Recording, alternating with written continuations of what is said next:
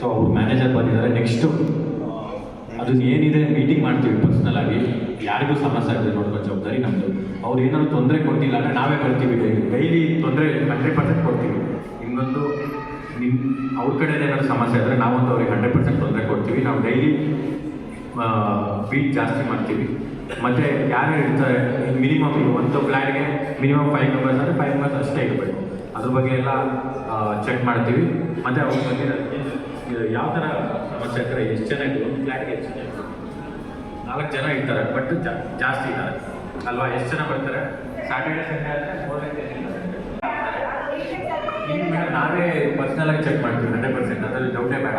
ಇವತ್ತಿಂದಲೇ start ಮಾಡ್ತೀವಿ. Saturday ಕೂಡಿದಾಗ ಈ ಥರ ಒಂದು 10 ನಿಮಿಷ ಪ್ರೋಗ್ರಾಮ್ ಅಂದರೆ ಇನ್ನೂ ನಮಗೆ ಜಾಸ್ತಿ ಜನಕ್ಕೆ ನಾವು ಕೊಡ್ಬೋದಂತೆ.